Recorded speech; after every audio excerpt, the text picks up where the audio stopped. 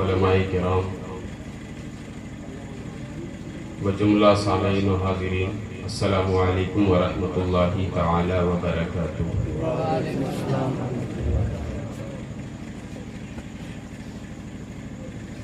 نحمدہ ونصلی علی رسولہ الکریم، اما بعد، فاعوذ باللہ من الشیطان الرجیم، بسم اللہ الرحمن الرحیم، من یطیع الرسول فقد اطاع اللہ، صدق اللہ مولانا العظیم، وبلغنا رسولہ النبی الامین الکریم، ونحن على ذلك لمن الشاهدين والشاكرين، فالحمد لله رب العالمين۔ مولاي صل وسلم دائما ابدا على حبيبك خير الخلق كلهم، محمد سید الکونین والثقلین والفریقین من عرب ومن عجم،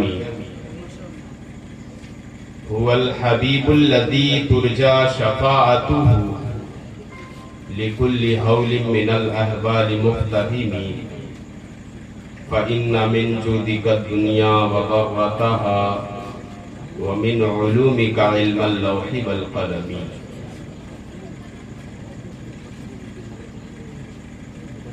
اور اسی ضمن میں امام عشق و محبت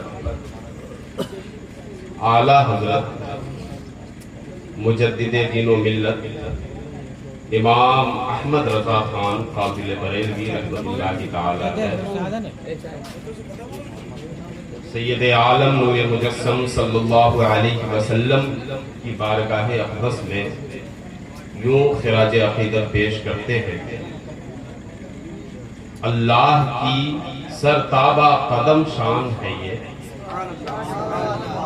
اللہ کی سرتابہ قدم شان ہے یہ، انسان نہیں انسان وہ انسان ہے یہ، قرآن تو ایمان بتاتا ہے انہیں، ایمان یہ کہتا ہے میری جان ہے یہ، ایمان یہ کہتا ہے میری جان ہے۔ عزیزان گرامی وقار، یہ ایک اتفاق ہے کہ آپ کی دیار محبت میں میری حاضری ہوئی۔ اصلاً حضرت علامہ اظہر رضا اظہری مصباحی داماد الروح کی دعوت تھی، جو سربراہ اعلیٰ ہیں جامعۃ المصطفیٰ اسلح بگودر کے، مگر ان کی طبیعت موسم کی وجہ سے ناساز تھی اور ان کے حکم پر پھر مجھے آپ کی دیار محبت میں آنا پڑا۔ بہرحال اللہ تبارک و تعالی ہماری اس حاضری کو قبول فرمائے۔ بڑے اچھے لوگ ہیں، آپ حضرات سے مل کر بڑی خوشی ہوئی، آپ کی سماعتیں بھی بہت عمدہ ہیں، اور یہ نوجوانوں کی جماعت جو سامنے بیٹھی ہوئی ہے ماشاءاللہ بڑے متحرک ہیں۔ اللہ تبارک و تعالیٰ ان کے جذبہ دینی کو قائم رکھے، مزید ترقی عطا فرمائے، اور اسی طرح سے یہ اعمال صالحہ کی طرف سبقت کرتے رہے۔ عزیزان گرامی، ربیع الاول شریف کا یہ مہینہ ہے، اور آج کا دن جو ہم نے گزارا یہ 12 ربیع الاول شریف کا دن تھا، جس میں ہم نے مختلف انداز سے اپنے پیارے آقا و مولا سید عالم نور مجسم جناب محمد رسول اللہ صلی اللہ تعالی علیہ وسلم کی بارگاہ اقدس میں خراج عقیدت پیش کیے۔ نبی کریم صلی اللہ علیہ وسلم کی تشریف آوری کا جشن جو ہر سال ہم مناتے ہیں، یہ اس وجہ سے ہے کیونکہ حضور صلی اللہ تعالی علیہ وسلم تشریف لائے تو ایسی شان کے ساتھ کہ کفر و شرک کی تاریکیاں چھٹ گئیں اور ہدایت و ایمان کے اجالے نے پورے عالم کو اپنے آغوش میں لے لیا۔ ظاہر ہے ایسی عظیم نعمت پر خوشیاں منانا ہی چاہیے۔ شاعر نے بہت مشہور کلام ہے، کیا خوب کہا ہے، ربیع الاول امیدوں کی دنیا ساتھ لے آیا، دعاؤں کی قبولیت کو ہاتھوں ہاتھ لے آیا، خدا نے نا خدائی کی خود انسانی سفینے کی، کہ رحمت بن کے چھائی 12ویں شب اس مہینے کی، خلیل اللہ نے جن کے لیے حق سے دعائیں کی، ذبیح اللہ نے وقت ذبح جن کی التجائیں کی، وہ بن کر روشنی پھر دیدہ یعقوب میں آیا، جسے یوسف نے اپنے حسن کے نئے رنگ میں پایا۔ ابھی جبریل اترے بھی نہ تھے کعبے کے منبر سے کہ اتنے میں صدا آئی یہ عبداللہ کے گھر سے، بسط انداز یکتائی بغایت شان زیبائی، امی بن کر امانت آمنہ کی گود میں آئی، فرشتوں کی سلامی دینے والی فوج گاتی تھی، جناب آمنہ سنتی تھی یہ آواز آتی تھی، مبارک ہو کہ ختم المرسلین تشریف لے آئے، جناب رحمت للعالمین تشریف۔ سبحان اللہ۔ عزیزان گرامی، تو آج کا دن ہم نے مختلف انداز میں نبی رحمت صلی اللہ علیہ وسلم کی بارگاہ میں خراج عقیدت پیش کیا۔ یہ شب آپ نے جلسے کا انعقاد کیا ہے، تو میں چاہتا ہوں کہ حضور صلی اللہ تعالی علیہ وسلم کی اطاعت کے حوالے سے کچھ باتیں آپ کے گوشے گزار کر دوں۔ جن مقاصد کے لیے نبی کریم صلی اللہ علیہ وسلم کی بعثت ہوئی ہے، ان مقاصد میں سے کچھ ہی صحیح آپ کی بارگاہ میں رکھ دوں، تاکہ میلاد منانے کے ساتھ ساتھ نبی کریم صلی اللہ علیہ وسلم کی ولادت کے مقصد پر بھی ہم عمل کر سکیں۔ قبل اس کے کہ گفتگو کا آغاز کروں، ایک مرتبہ ہم اور آپ آئیے مل کر انتہائی عقیدت و محبت کے ساتھ نبی رحمت، رسول رحمت، مصطفیٰ جان رحمت، شمع بزم ہدایت، سید عالم نور مجسم جناب محمد رسول اللہ صلی اللہ علیہ وسلم کی بارگاہ اقدس میں ہدیہ درود پیش کر لیں۔ اللہم صلی علی سیدنا شفیعنا نبینا مولانا محمد معدن الجود والکرم وآلہ الکرام وابنہ الکریم وبارک وسلم صلاة وسلام علیکہ یا رسول اللہ صلی اللہ تعالی علیہ وسلم۔ عزیزان گرامی وقار، حقیقی مطاع یعنی حقیقت میں جس ذات کی اطاعت ہمارے اوپر لازم ہے، جس کی فرما برداری ہمارے اوپر لازم ہے، جس کا حکم ماننا ہمارے لیے ضروری ہے، وہ ذات اللہ تبارک و تعالی کی ہے۔ کیوں؟ اس لیے کہ اللہ تبارک و تعالی ہی ہمارا خالق ہے، وہی ہمارا مالک ہے، وہی ہمارا رب ہے، وہی ہمارا پالنہار ہے، وہی ہمارا معبود ہے۔ اس لیے حقیقت میں جس ذات کی اطاعت و فرما برداری ہمارے لیے لازم ہے، وہ اللہ تبارک و تعالی کی ذات ہے۔ لیکن چونکہ نبی کریم صلی اللہ علیہ وسلم کی اطاعت و فرما برداری کے بغیر نہ اللہ تبارک و تعالی کی اطاعت و فرما برداری متصور ہے، نہ ہی ممکن ہے اور نہ ہی مقبول ہے۔ یہی وجہ ہے کہ اللہ تبارک و تعالی نے جا بجا اپنی اطاعت کے ساتھ نبی کریم صلی اللہ علیہ وسلم کی اطاعت و فرما برداری کا حکم کیا ہے۔ عزیزان گرامی، پورے قرآن کا مطالعہ کر لیں، آپ پورا قرآن پڑھ لیں، کہیں بھی کوئی ایسی آیت نہیں ملے گی جہاں اللہ تبارک و تعالی نے صرف اور صرف اپنی اطاعت اور فرما برداری کا حکم دیا ہو، ساتھ میں اور کسی کی اطاعت کا حکم نہ دیا ہو۔ ایسی ایک بھی آیت آپ کو نہیں ملے گی۔ آپ کو آیتیں ملیں گی اطاعت کے حوالے سے، کہیں اللہ تبارک و تعالیٰ نے اپنی اطاعت کے ساتھ والدین کی اطاعت کا حکم دیا ہے، کہیں اللہ تبارک و تعالیٰ نے اپنی اطاعت کے ساتھ اولو الامر کی اطاعت کا حکم دیا ہے، کہیں اللہ تبارک و تعالیٰ نے اپنی اطاعت کے ساتھ علماء کی اطاعت کا حکم دیا ہے۔ اس طریقے سے اللہ تبارک و تعالیٰ نے اپنی اطاعت کے ساتھ ساتھ دیگر اطاعتوں کا بھی حکم دیا ہے۔ کہیں بھی ایسی آیت نہیں ملے گی جہاں اللہ تبارک و تعالیٰ نے صرف اور صرف اپنی اطاعت کا حکم دیا ہو، اپنی فرما برداری کا حکم دیا ہو، صرف اپنے حکم کو ماننے کا حکم دیا ہو۔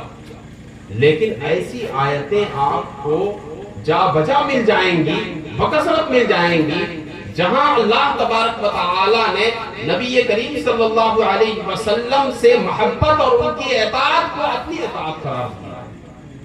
چنانچہ آپ ایک آیت کریمہ دیکھیں، اللہ تبارک و تعالیٰ ارشاد فرماتا ہے، قُلْ إِن كُنتُمْ تُحِبُّونَ اللَّهَ فَاتَّبِعُونِي يُحْبِبْكُمُ اللَّهُ۔ اے محبوب آپ فرما دیجئے، اللہ تبارک و تعالیٰ ارشاد فرماتا ہے اپنے پیارے حبیب سید عالم صلی اللہ علیہ وسلم سے، اے محبوب آپ فرما دیجئے، ان کنتم تحبون اللہ، اے لوگو اگر تم اللہ سے محبت رکھتے ہو، اللہ سے دوستی رکھتے ہو، اللہ سے محبت کا دعویٰ کرتے ہو، فاتبعونی، تو میرا اتباع کرو، میری اطاعت کرو، یحببکم اللہ، اللہ تمہیں اپنا محبوب بنا دے۔ کیا مطلب ہے اس کا؟ اس کا مطلب صاف اور واضح طور پر یہی ہے کہ نبی کریم صلی اللہ علیہ وسلم کی اطاعت و فرما برداری اور ان کا اتباع اللہ تبارک و تعالیٰ کی محبت کے اصول کی دلیل ہے۔ اسی طریقے سے دیگر آیتوں کو آپ دیکھیں، ایک آیت میں اللہ تبارک و تعالیٰ نے نبی کریم صلی اللہ علیہ وسلم کی اطاعت کو بعینہ اپنی اطاعت قرار دیا۔ چنانچہ اللہ تعالیٰ ارشاد فرماتا ہے، مَن یُطِعِ الرَّسُولَ فَقَدْ اطاع اللہ، جس نے رسول کی اطاعت کی، جس نے اس رسول اعظم کی اطاعت کی، یقیناً اس نے اللہ تبارک و تعالیٰ ہی کی اطاعت کی۔ خدا خدا کا یہی ہے در، نہیں اور کوئی مفر مقر، جو وہاں سے ہو یہیں آ کے ہو، جو یہاں نہیں تو وہاں نہیں۔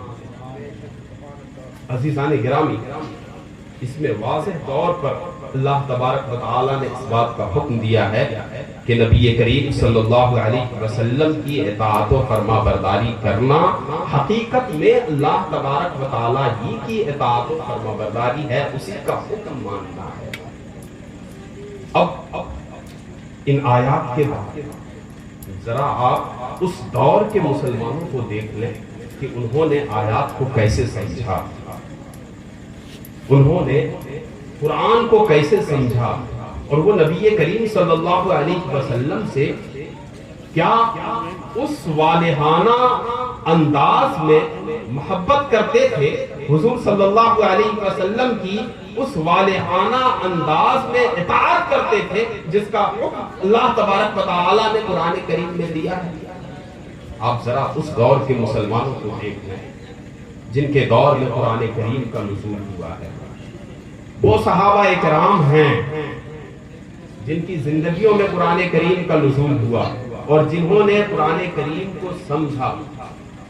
عزیزان گرامی، ان کی زندگیوں کا مطالعہ کرنے سے، ان کی زندگیوں کو دیکھنے سے یہ بات واضح طور پر سمجھ میں آ جاتی ہے کہ وہ نبی کریم صلی اللہ علیہ وسلم کی اطاعت کے لیے اپنا سب کچھ قربان کر دینے میں خوشی محسوس کرتے تھے۔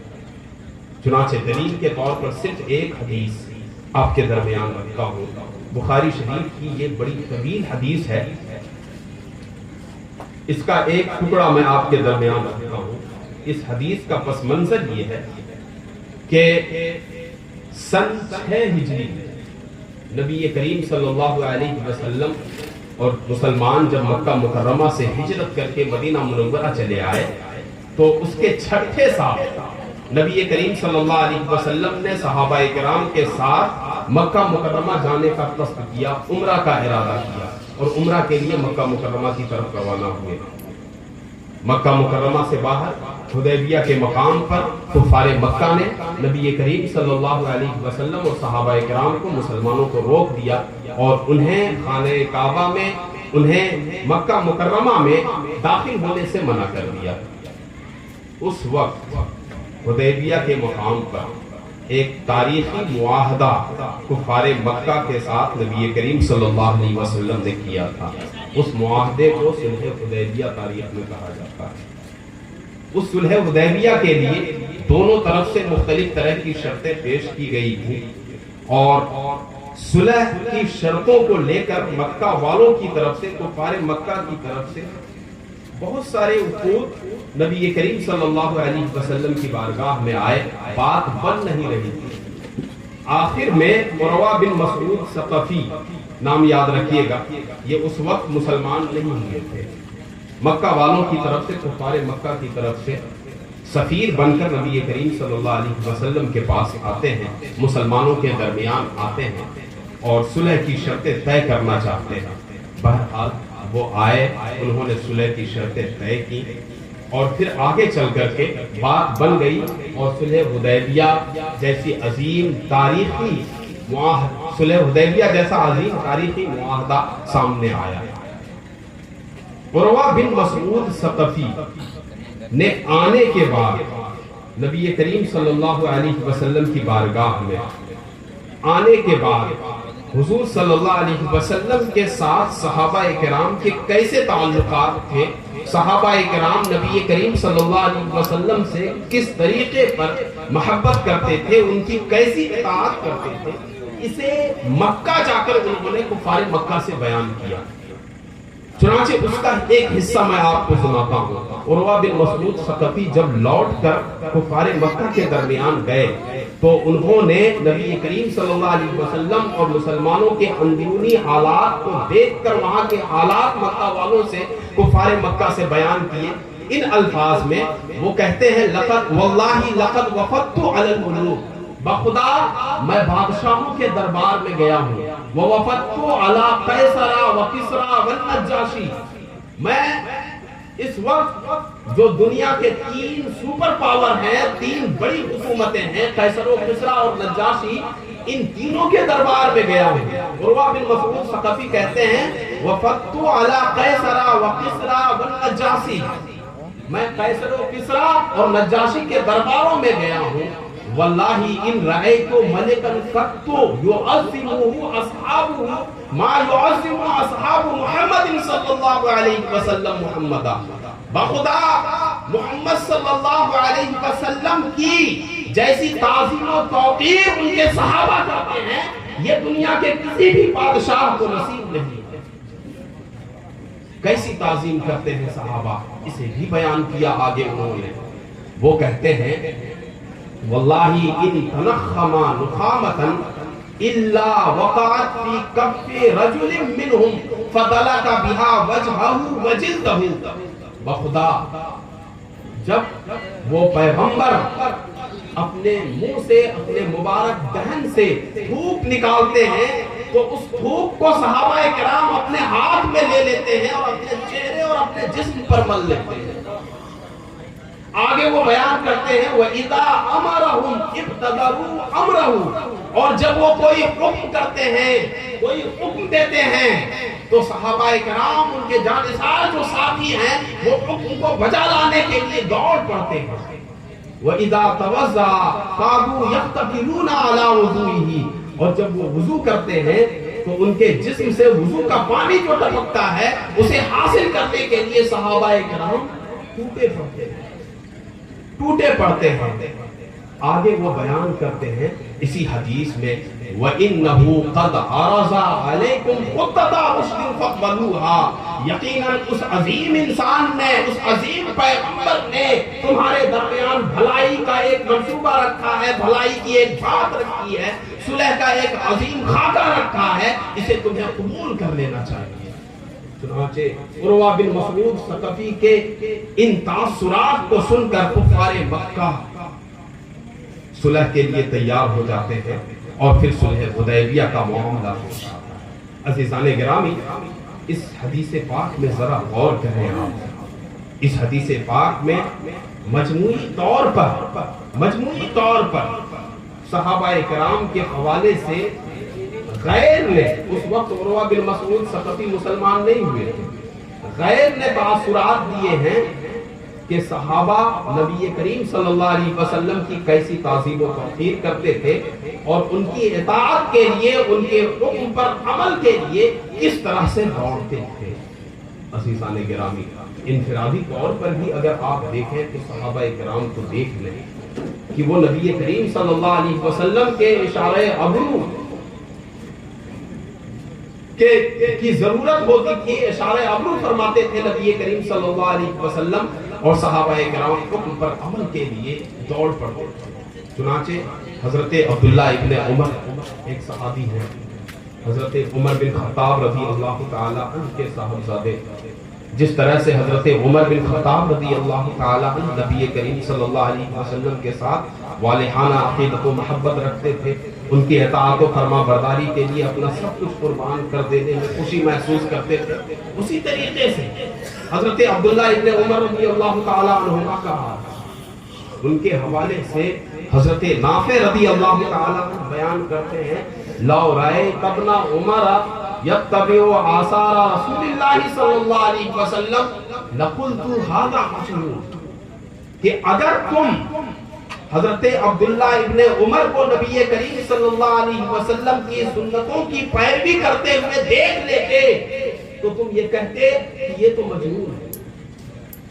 عزیزان گرامی، یہ صحابہ اکرام کا حال تھا کہ وہ نبی کریم صلی اللہ علیہ وسلم کی اطاعت و فرما برداری کے لیے، حضور صلی اللہ علیہ وسلم کی سنتوں پر عمل کرنے کے لیے، حضور صلی اللہ علیہ وسلم کی باتوں پر عمل کرنے کے لیے اپنا سب کچھ قربان کر دینے میں خوشی محسوس کرتے تھے، خوشی محسوس کرتے تھے۔ اور حضرت نافع بیان کرتے ہیں کہ وہ اس والہانہ انداز میں نبی کریم صلی اللہ علیہ وسلم کی اطاعت و فرما برداری کرتے کہ اگر تم انہیں دیکھ لیتے تو انہیں مجنون سمجھتے۔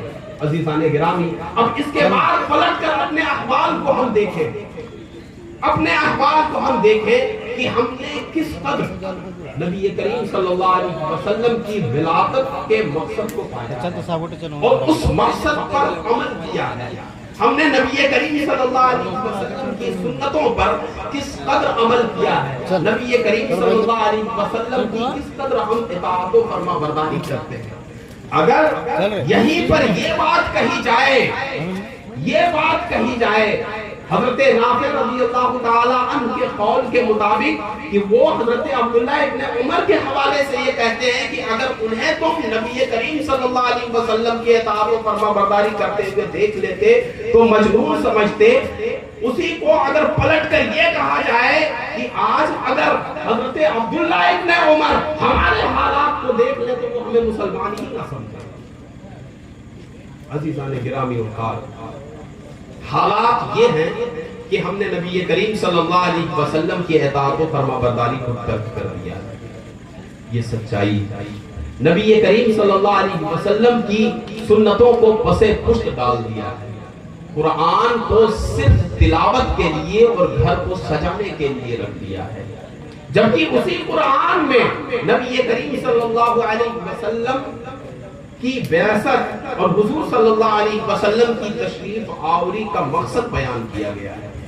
چنانچہ آپ آیت کریمہ دیکھیں، بہت مشہور یہ آیت کریمہ ہے جسے میلاد النبی کے جواز و استحسان پر پیش کیا جاتا ہے۔ اللہ تبارک و تعالی ارشاد فرماتا ہے، لَقَدْ مَنَّ اللَّهُ عَلَى الْمُؤْمِنِينَ إِذْ بَعَثَ فِيهِمْ رَسُولًا مِّنْ أَنفُسِهِمْ يَتْلُو عَلَيْهِمْ آيَاتِهِ وَيُزَكِّيهِمْ وَيُعَلِّمُهُمُ الْكِتَابَ وَالْحِكْمَةَ وَإِنْ كَانُوا مِنْ قَبْلُ لَفِي ضَلَالٍ مُبِينٍ۔ اس آیت کریمہ میں رب تبارک و تعالی کیا ارشاد فرما رہا ہے؟ اللہ تبارک و تعالی ارشاد فرماتا ہے، لَقَدْ مَنَّ اللَّهُ عَلَى الْمُؤْمِنِينَ، یقیناً اللہ تبارک و تعالی نے مومنوں پر عظیم احسان فرمایا، اِذْ بَعَثَ فِيهِمْ رَسُولًا مِّنْ أَنفُسِهِمْ، کہ ان کے درمیان انہی میں سے ایک عظیم رسول بھیج دیا۔ یقیناً نبی کریم صلی اللہ علیہ وسلم کی تشریف آوری، حضور صلی اللہ علیہ وسلم کی ولادت، حضور صلی اللہ علیہ وسلم کی بعثت اللہ تبارک و تعالیٰ کے انعامات میں سے سب سے عظیم نعمت ہے، اللہ تبارک و تعالیٰ کے بے شمار احسانات میں سے سب سے عظیم احسان ہے۔ اور اس احسان فرمانے کا مقصد کیا ہے؟ کیا حضور صلی اللہ علیہ وسلم کی تشریف آوری، حضور صلی اللہ علیہ وسلم کی بعثت بے مقصد ہوئی؟ معاذ اللہ، ہرگز نہیں۔ اسی آیت کریمہ میں اللہ تبارک و تعالیٰ نے نبی کریم صلی اللہ علیہ وسلم کی بعثت کے مقصد کو بھی بیان فرمایا۔ چنانچہ 3 مقاصد اللہ تبارک و تعالیٰ نے اس آیت کریمہ میں نبی کریم صلی اللہ علیہ وسلم کی بعثت کے بتائے ہیں۔ چنانچہ اللہ تعالیٰ ارشاد فرماتا ہے یتلو علیہم آیاتی، کہ وہ رسول جنہیں بھیج کر اللہ تبارک و تعالیٰ نے مومنین پر احسان عظیم فرمایا، ان کی تشریف آوری کا پہلا مقصد یہ ہے کہ وہ مومنین پر قرآن کریم کی آیتوں کی تلاوت کرتے ہیں، قرآن کریم کی آیتوں کی تلاوت کرتے ہیں، قرآن کریم کی قراءت و تلاوت سکھاتے ہیں۔ آگے رب تبارک و تعالیٰ نے ارشاد فرمایا وَيُزَكِّيهِمْ، یہ دوسرا مقصد ہے، اور انہیں یعنی مومنین کو پاک اور ستھرا کرتے ہیں۔ کس چیز سے پاک اور ستھرا کرتے ہیں عزیزان گرامی؟ ظاہری گندگی سے بھی اور باطنی گندگی سے بھی۔ ظاہری گندگی سے بھی پاک اور ستھرا کرتے ہیں اور باطنی گندگی سے بھی پاک اور ستھرا کرتے ہیں۔ ظاہری گندگی کیا ہے؟ ظاہری گندگی کیا ہے؟ ظاہری نجاستیں ہیں، خواہ وہ ہمارے جسم کی پاکی سے متعلق ہو، ہمارے کپڑے کی پاکی سے متعلق ہو، یا ہمارے معاشرے کی پاکی سے متعلق ہو، ہمارے گھروں کی پاکی سے متعلق ہو۔ ہر ایک چیز کی تعلیم نبی کریم صلی اللہ علیہ وسلم نے دی ہے، ہر ایک پاکی کا حکم نبی کریم صلی اللہ علیہ وسلم نے ہمیں دیا ہے۔ اور باطنی گندگی سے بھی وہ دل کی گندگی ہے، چاہے وہ کفر و شرک کی گندگی ہو، بدعقیدگی کی گندگی ہو، وہ گناہوں کی گندگی ہو، یا پھر کینہ و حسد اور بغض و عداوت کی گندگی ہو، ان تمام گندگیوں سے پاک کرنے کے لیے نبی کریم صلی اللہ علیہ وسلم کی تشریف آوری ہوئی۔ تیسرا مقصد کیا ہے؟ تیسرے مقصد میں اللہ تبارک و تعالیٰ نے ارشاد فرمایا وَيُعَلِّمُهُمُ الْكِتَابَ وَالْحِکْمَةَ، اور وہ مومنوں کو کتاب اور حکمت کی تعلیم دیتے ہیں۔ کتاب کیا ہے؟ وہ قرآن کریم ہے، جو کہ کتاب زندگی ہے، کتاب حیات ہے، جس میں انسان کے لیے ہر گوشے میں رہنمائی موجود ہے۔ قیامت تک کی انسانیت کے لیے جو کتاب کافی وافی ہے وہ قرآن کریم ہے۔ اس کی تعلیم دینے کے لیے نبی کریم صلی اللہ علیہ وسلم کی تشریف آوری ہوئی، اور ساتھ ہی ساتھ حکمت سکھانے کے لیے بھی، یعنی آیات قرآنیہ کی تعلیم کے ساتھ ساتھ ان کی تشریح جو سنتوں کی صورت میں نبی کریم صلی اللہ علیہ وسلم نے پیش فرمائی ہیں، انہیں حکمت سے تعبیر کیا گیا ہے، اور اس کی بھی تعلیم نبی کریم صلی اللہ علیہ وسلم دیتے ہیں۔ یقیناً اس آیت کریمہ میں جیسا کہ فرمایا گیا وَإِن كَانُوا مِن قَبْلُ لَفِي ضَلَالٍ مُبِينٍ، بے شک لوگ نبی کریم صلی اللہ علیہ وسلم کی بعثت سے پہلے کھلی گمراہی میں تھے، یقیناً کفر و شرک کی گمراہی میں تھے، یقیناً عداوت و دشمنی کی گمراہی میں تھے، یقیناً ظلم و جبر کی گمراہی میں تھے، یقیناً جہالت و تاریکی کی گمراہی میں تھے۔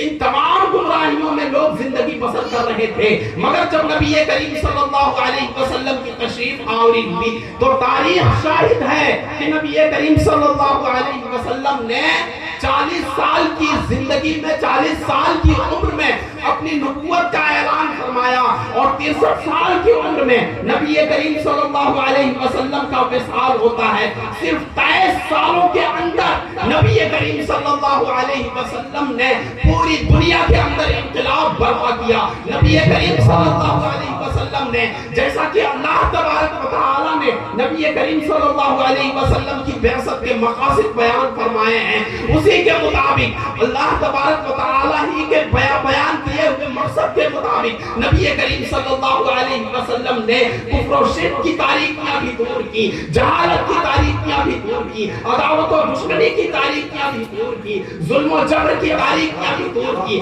ہر طرح کی اندھیریوں کو دور کر کے علم و ایمان اور ہدایت کے اجالے پورے عالم میں نبی کریم صلی اللہ علیہ وسلم نے پھیلا دیے، اور دنیا نے دیکھا کہ نبی کریم صلی اللہ علیہ وسلم نے وہ انقلاب برپا کیا کہ کل جو جہالتوں میں زندگی گزار رہے تھے، کفر و شرک میں زندگی گزار رہے تھے، نبی کریم صلی اللہ علیہ وسلم کی تعلیمات کے مطابق، حضور صلی اللہ علیہ وسلم کی ہدایات کی روشنی میں انہوں نے ایمان کو قبول کیا، اسلام کو قبول کیا، اور پھر آگے چل کر کے وہی آنے والی نسلوں کے لیے ہادی اور رہنما ہے۔ نعرہ تکبیر، نعرہ رسالت، مسلک اعلیٰ حضرت، فیضانی اعلیٰ حضرت، علماء اہل سنت، نعرہ تکبیر، نعرہ رسالت۔ عزیزان گرامی وقار، خود نہ تھے جو راہ پر اوروں کے ہاتھی بن گئے، اللہ اللہ موت کو کس نے مسیحا کر دیا۔ یہ نبی کریم صلی اللہ علیہ وسلم کی ذات تھی، اور حضور صلی اللہ علیہ وسلم نے اس طرح سے پوری کائنات کے اندر انقلاب برپا کیا۔ وہ پیغمبر انسانیت ہیں، وہ پیغمبر رحمت ہیں، وہ پیغمبر امن و راحت ہیں۔ عزیزان گرامی وقار، نبی کریم صلی اللہ علیہ وسلم نے جو کتاب و حکمت امت کو عطا فرمائی، صحابہ کرام کے ذریعے، تابعین کے ذریعے، ان کے بعد میں آنے والے مسلمانوں پر وہ کتاب پہنچی، نبی کریم صلی اللہ علیہ وسلم کی سنتیں پہنچی، یہاں تک کہ ہم تک وہ کتاب پہنچی۔ یقیناً قرآن میں کوئی تبدیلی نہیں ہوئی ہے، کوئی تبدیلی نہیں ہوئی ہے، کسی بھی طرح کی کوئی تبدیلی نہیں ہے۔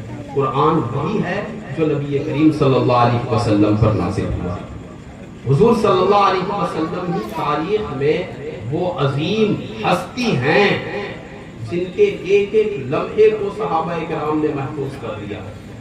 احادیث آپ پلٹ کر دیں، حضور صلی اللہ علیہ وسلم کے چلنے کا بیان ملے گا، حضور صلی اللہ علیہ وسلم کے کھانے کا بیان ملے گا، حضور صلی اللہ علیہ وسلم کے سونے کا بیان ملے گا، حضور صلی اللہ علیہ وسلم کے ایک ایک لمحے کا بیان ملے گا، حضور صلی اللہ علیہ وسلم کی زندگی کی ایک ایک سنت اور حضور صلی اللہ علیہ وسلم کی زندگی کا ایک ایک طریقہ آپ کو مل جائے گا۔ یقیناً وہ ساری چیزیں ہمارے درمیان موجود ہیں، لیکن کیا وجہ ہے کہ مسلمان آج ہر اعتبار سے پستی اور تنزلی کا سامنا کر رہا ہے؟ پورے عالم اسلام کی بات کرتے ہیں، جہاں جہاں مسلمان ہیں وہ پستی اور تنزلی اور انحطاط کا شکار ہے، ہر اعتبار سے، خواہ وہ تعلیمی اعتبار سے ہو، تربیتی اعتبار سے ہو، عملی اعتبار سے ہو، تہذیبی اعتبار سے ہو، معاشی اعتبار سے ہو، اقتصادی اعتبار سے ہو، ہر اعتبار سے مسلمان تنزلی اور انحطاط کا سامنا کر رہا ہے۔ اور اس کی وجہ کیا ہے؟ تو ڈاکٹر اقبال نے بہت پہلے اس طرف ہماری رہنمائی کی۔ انہوں نے کہا وضع میں تم ہو نصارہ تو تمدن میں بنود، یہ مسلمان ہیں جنہیں دیکھ کے شرمائے یہود، یوں تو سید بھی ہو، مرزا بھی ہو، افغان بھی ہو، تم سبھی کچھ ہو، بتاؤ تو مسلمان ہو۔ تم سبھی کچھ ہو، بتاؤ تو مسلمان ہی ہو۔ تو وہ جذبہ ایمانی، وہ جذبہ مسلمانی جو صحابہ کرام میں تھا، جو ان کے بعد کے ادوار کے مسلمانوں میں تھا، جن کی وجہ سے وہ عالم پر حکومت کر رہے تھے، قومیں ان کے سامنے سر خم تسلیم کرتی ہوئی نظر آتی تھی، وہ جذبہ ایمانی، وہ جذبہ اطاعت و فرما برداری ہمارے درمیان موجود ہے۔ فلسفہ رہ گیا، تلقین غزالی نہ رہی، رہ گئی رسم اذاں، روح بلالی نہ رہی، رہ گئی رسم اذاں، روح بلالی نہ رہی۔ عزیزان گرامی، اسی وجہ سے، اسی جذبہ ایمانی اور جذبہ ایثار و قربانی کے فقدان کی وجہ سے ہم تنزلی اور انحطاط کا سامنا کر رہے ہیں۔ ضرورت اس بات کی ہے کہ جہاں ہم خوب جوش و خروش کے ساتھ خوب جوش و خروش کے ساتھ نبی کریم صلی اللہ علیہ وسلم کی ولادت کے دن کو مناتے ہیں، نبی کریم صلی اللہ علیہ وسلم کی تعلیمات کو اسی جوش کے ساتھ اپنی زندگی میں جگہ دیں اور ان تعلیمات پر عمل کریں۔ نبی کریم صلی اللہ علیہ وسلم کی اطاعت ہی میں کامیابی ہے۔ حضور صلی اللہ علیہ وسلم کی اطاعت سے جس نے منہ موڑ لیا وہ نہ دنیا میں کامیاب ہو سکتا ہے نہ ہی آخرت میں کامیاب ہو سکتا ہے۔ بخدا خدا کا یہی ہے در، نہیں اور کوئی مفر مقر، جو وہاں سے ہو یہی آ کے ہو، جو یہاں نہیں تو وہاں نہیں۔ وہ زمانے میں معزز تھے مسلمان ہو کر، آج ہم خار ہوئے تاریک قرآن ہو کر۔ عزیزان گرامی وقار، تو اس بات کی ضرورت ہے کہ ہم نبی کریم صلی اللہ علیہ وسلم کی میلاد کے مقصد کو اپنی زندگی میں جگہ دیں، اپنی زندگی میں جگہ دیں۔ اب اس ضمن میں اگر ہم یہ کہیں کہ آج مسلمان کے معاشرے میں وہ تمام برائیاں موجود ہیں جو دنیا کے اندر تصور کی جا سکتی ہے، تو یہ وجہ بات ہوگی، غیر منصفانہ بات نہیں ہوگی، حقیقت ہے یہ۔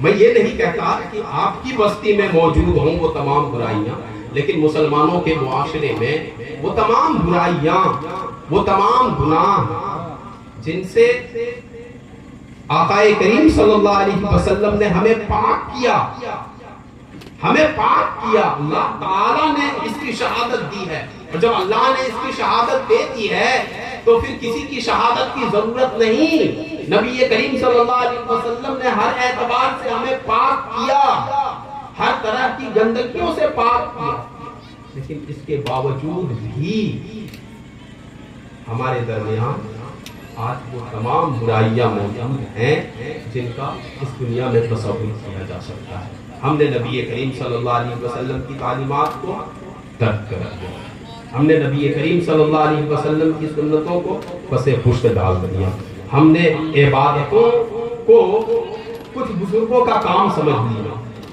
جبکہ وہ عبادتیں ہر عاقل و بالغ پر فرض ہے۔ ایک ایک کر کے گنائیں، اتنی ساری باتیں ہیں جنہیں یہاں گنایا جا سکتا ہے۔ مثال کے طور پر سب سے پہلے ہم نماز کے معاملے کو لیتے ہیں، اہم العبادات، جمعہ میں مسجد کھچاکھچ بھری رہتی ہے،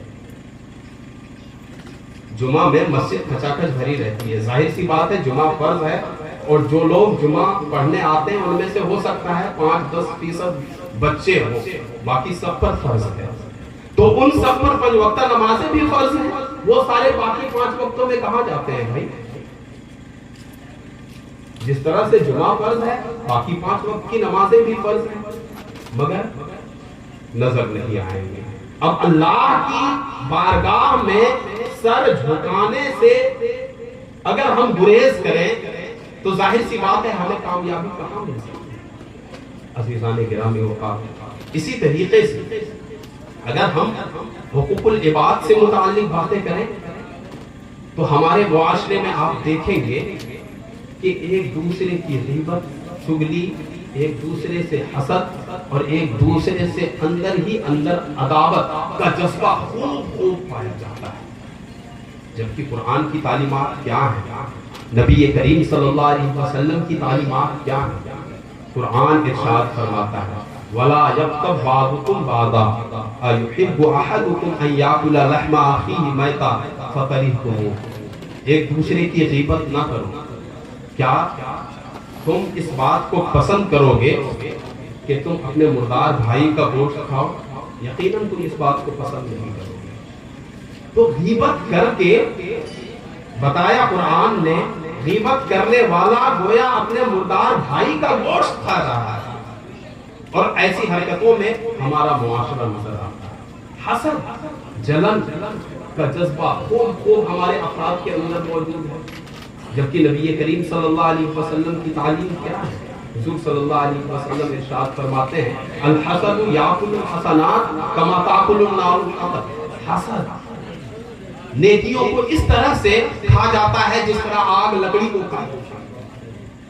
مگر کیا ہو رہا ہے ہمارے معاشرے میں؟ آپسی عداوت، رنجشیں خوب پائی جاتی ہیں. معاشرہ کیسے پھولے پھلے گا؟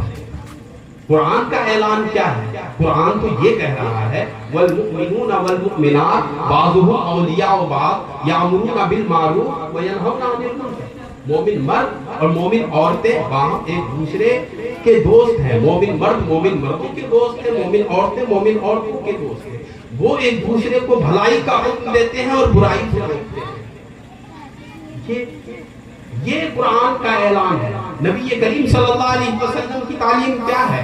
حضور صلی اللہ علیہ وسلم ارشاد فرماتے ہیں مثل المؤمنین فی توادہم وتراحمہم وتعاطفہم مثل الجسد الواحد اذا اشتکا منہ عضو تداعی لہ سائر الجسد بالسحر والحمى. ایک مومن کی مثال، ایک مومن کی مثال آپس میں ایک دوسرے سے محبت کرنے، ایک دوسرے پر شفقت کرنے اور ایک دوسرے پر رحم کرنے. کیا فرماتے ہیں؟ فی توادہم، ایک دوسرے سے محبت کرنے، وتراحمہم، ایک دوسرے پر رحم کرنے، وتعاطفہم، اور ایک دوسرے پر شفقت کرنے. مومن کی مثال غور سے سنیں آپ. ہمارے درمیان نہ شفقت کا جذبہ ہے، نہ ہم کمزوروں پر شفقت کرتے ہیں، نہ ہم ایک دوسرے پر رحم کرتے ہیں، نہ ہم ایک دوسرے سے محبت کرتے ہیں. جبکہ حدیث کا اعلان یہ ہے کہ مومن کی مثال آپس میں ایک دوسرے پر شفقت کرنے، محبت کرنے اور ایک دوسرے پر رحم کرنے میں مثل الجسد الواحد، ایک جسم کی طرح ہے. گویا تمام مسلمان آپس میں مل کر ایک جسم کی طرح ہیں، ایک جسم کی طرح ہے. اور پھر اس جسم کا عالم یہ ہے کہ اگر اس جسم کے کسی حصے کو بھی تکلیف پہنچے تو پورا جسم اس تکلیف کو محسوس کرتا ہے. نبی کریم صلی اللہ علیہ وسلم کی حدیث کا مطلب یہ ہے کہ مسلمان آپس میں ایک جسم کی طرح ہیں. اگر مشرق کے کسی مسلمان کو تکلیف ہو تو مغرب کے مسلمان کو اس تکلیف کو محسوس کرنا چاہیے. اگر شمال کے کسی مسلمان کو تکلیف ہو تو جنوب کے اس مسلمان کو اس تکلیف کو محسوس کرنا چاہیے. جبکہ ہمارا عالم یہ ہے کہ ہمارا پڑوسی بھوکوں سو رہا ہے لیکن ہمیں احساس نہیں. ہمارا بھائی در در ٹھوکریں کھاتا ہے لیکن ہمیں اس کا احساس نہیں ہوتا.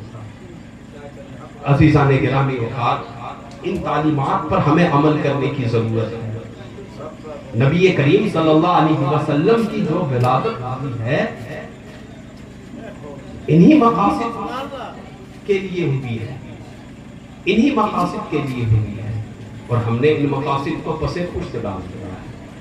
عزیزان گرامی اوقات، سلسلی طور پر اگر ہم دیکھیں تو معاشرے میں کچھ اجتماعی ایسی برائیاں پائی جاتی ہیں.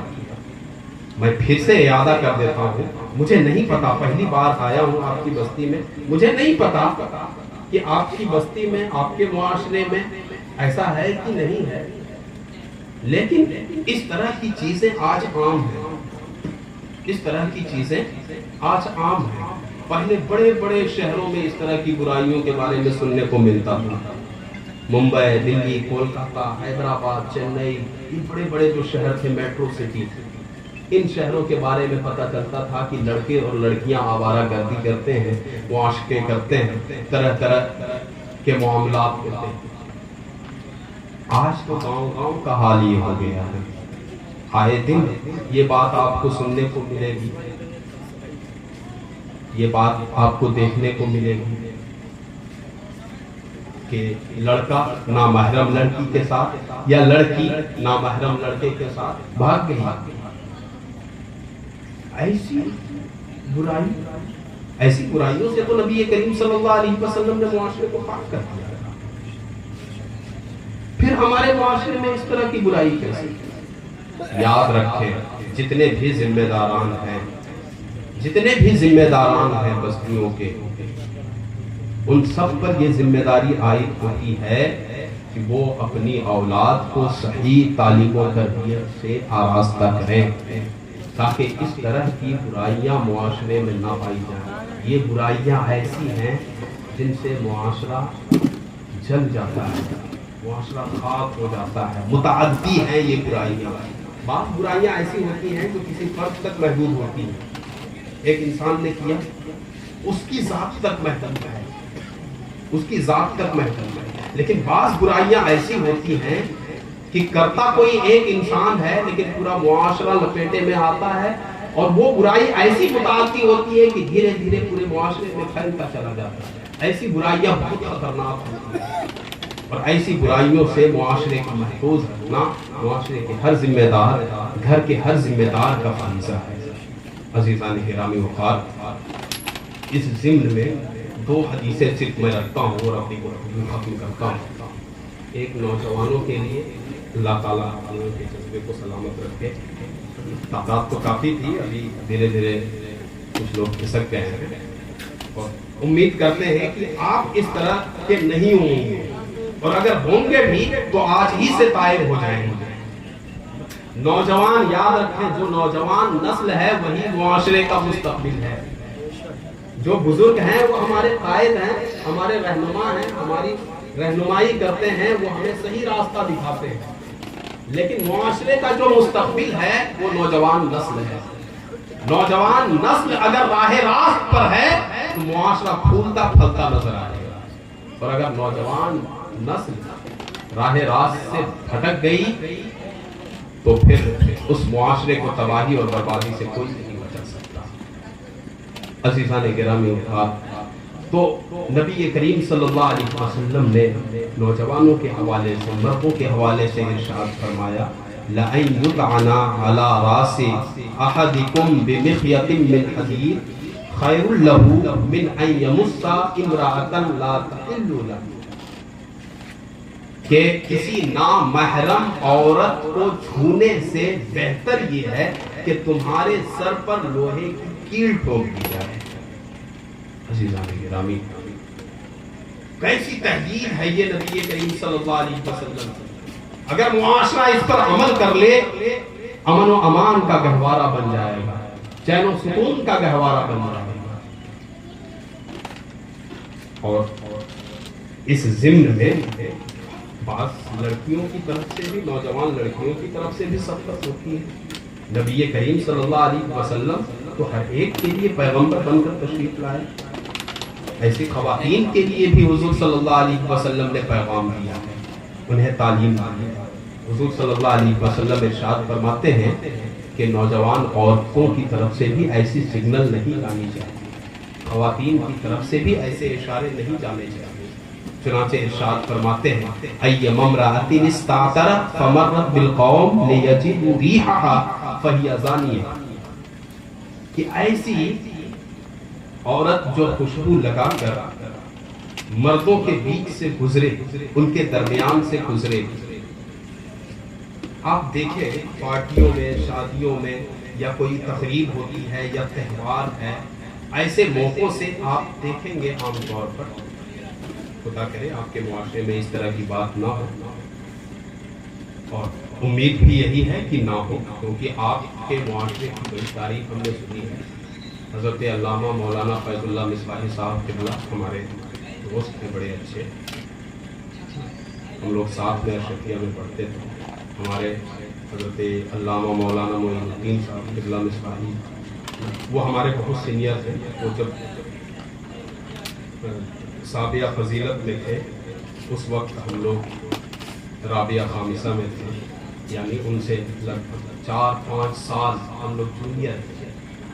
بڑے قابل فرد ہیں وہ حضرت علامہ معین الدین صاحب مصباحی، اور اس طرح کے دیگر افراد آپ کی بستی میں موجود ہیں، بڑے علماء ہیں آپ کی بستی میں، اگل بغل بستیوں میں بڑے بڑے علماء ہیں۔ تو ہم تو یہی امید کرتے ہیں کہ نہ ہونا چاہیے، لیکن آپ دیکھیں گے باہر جائیں شہروں میں یا دیگر بستیوں میں، تو تقریبات میں، تہواروں میں، شادیوں میں آپ ایسا دیکھیں گے، یا میلوں میں مسلمان خواتین زرد پر نیم عریاں لباس پہن کر اور لڑکوں کے درمیان سے اتراتی ہوئی گزرے گی، تاکہ ان پر کمنٹ پاس کیا جائے، فلاں کی بہو یا فلاں کی بیٹی کیا زبردست لباس پہنا ہے، اس کے باپ نے کیا زبردست لباس دیا ہے، اور اس طرح کے مختلف طرح کے کمنٹ ہوتے ہیں، مجھے بتانے کی ضرورت نہیں ہے، آپ جانتے ہیں۔ تو حضور صلی اللہ علیہ وسلم نے وہ غیب دان بھی ہیں، ان چیزوں کو ملاحظہ کرتے ہوئے ارشاد فرمایا کہ جو کوئی بھی خاتون خوشبو لگا کر، مراد یہ ہے کہ زرد لباس پہن کر سج دھج کر اجنبی مردوں کے درمیان سے گزرے، اپنا زیب و زینت، اپنا حسن اجنبی مردوں کو دکھائے، ایسی عورت کے بارے میں فرمایا وہ بدچلن عورت ہے، زانیہ عورت۔ کیسی تحریر ہے یہ! ہمیں بچانے کے لیے، ہمارے معاشرے کو ستھرا رکھنے کے لیے، ہمارے معاشرے کو پاکیزہ رکھنے کے لیے، ان ہدایات کے لیے نبی کریم صلی اللہ علیہ وسلم کی تشریف آوری ہوئی، ان پیغامات کے لیے نبی کریم صلی اللہ علیہ وسلم کی تشریف آوری ہوئی، اور یقیناً نبی کریم صلی اللہ علیہ وسلم نے ان پیغامات کو پہنچایا، دین مکمل ہوا۔ اللہ تعالیٰ نے قرآن میں اس کا اعلان فرما دیا۔ اب ہماری یہ ذمہ داری ہے کہ ہم ان پیغامات پر عمل کر کے اس دنیا کو بھی ہم خوبصورت بنائیں اور اپنی آخرت کو بھی سجائیں۔ یہ ہماری ذمہ داری ہے۔ تو جشن ولادت منائیں، بے شک منائیں، لیکن مقصد ولادت کو ہرگز فراموش نہ کریں۔ مقصد ولادت اگر ہمارے سینوں میں ہے، ہماری زندگیوں میں ہے، تبھی جشن ولادت منانا کامیاب ہے، ورنہ نہیں۔ تو آج کا پیغام یہی ہے، اللہ تبارک و تعالی ہم سب کو توفیق خیر سے نوازے۔ نبی کریم صلی اللہ علیہ وسلم کی تشریف آوری جن مقاصد کے لیے ہوئی، ان مقاصد پر ہمیں عمل کرنے کی توفیق عطا فرمائے۔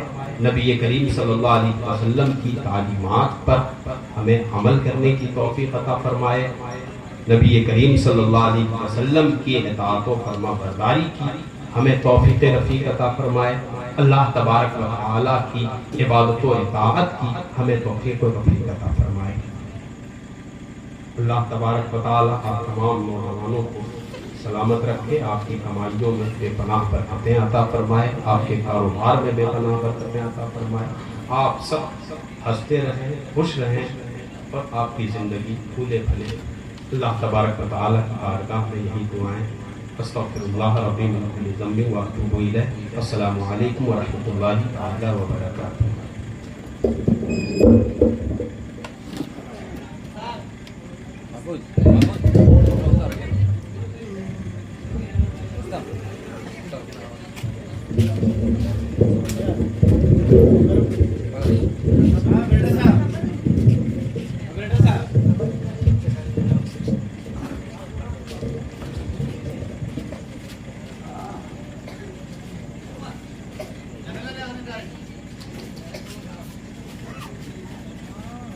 اللہ سبحان اللہ